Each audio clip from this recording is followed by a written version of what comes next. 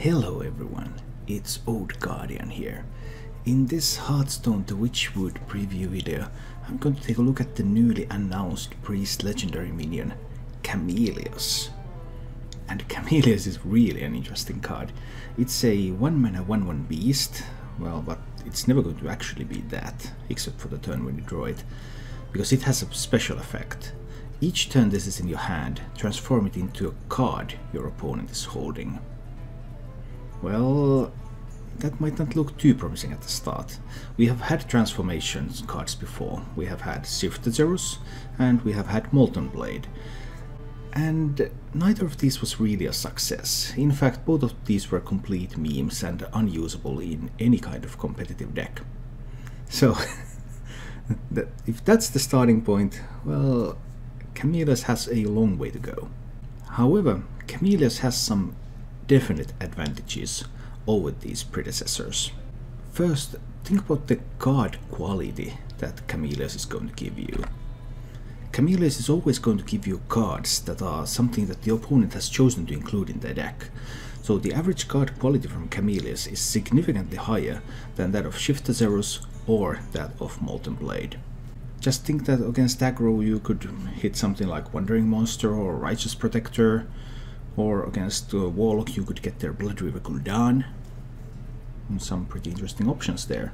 And this is not to say that Chameleos cannot whiff, it most definitely can.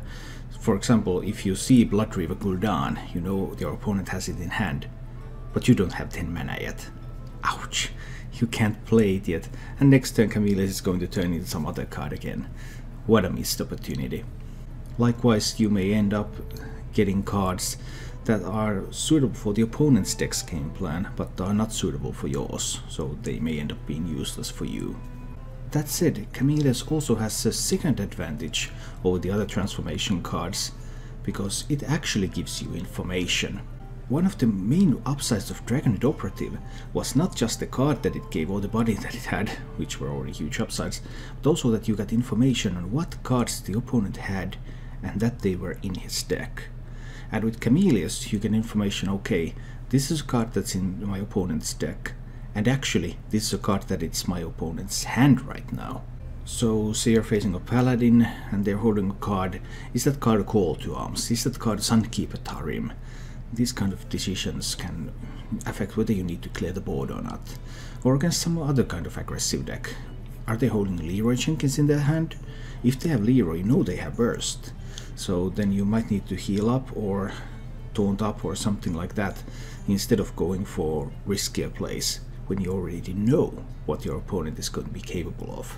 At times it might even be an interesting choice whether to play Chameleos when it's a good card, because when you play it you cease getting that information about your opponent's hand.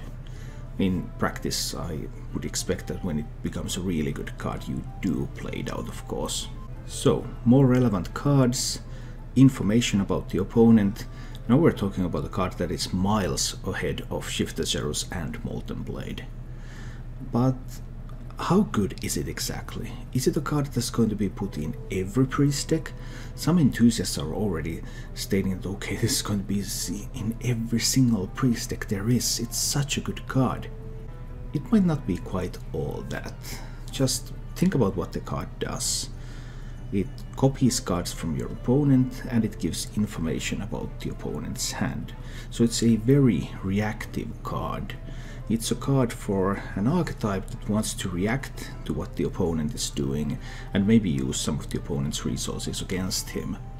And what archetype is that? That archetype is Control Priest. If you think about some of the popular archetypes of priest, we think about Combo Priest, we think about Spiteful Priest. Both of these have a very proactive game plan. They want to play their cards and they want to use those cards to win the game. Something like a Control Priest can have a very passive game plan. It might even rely in large part on stealing and copying the opponent's resources, and that's the kind of archetype where Chameleos is perfectly at home. Even if we ditch some of that stealing part and just otherwise focus on a very control heavy long game plan, then Chameleos is still a great fit. Chameleos is better the longer the game is going to go, because then it has time to give you information, it has time to turn into something that you will need. So it's really a control priest or thief priest, steal priest. Some kind of this type of archetypes are the decks that want to run Chameleos.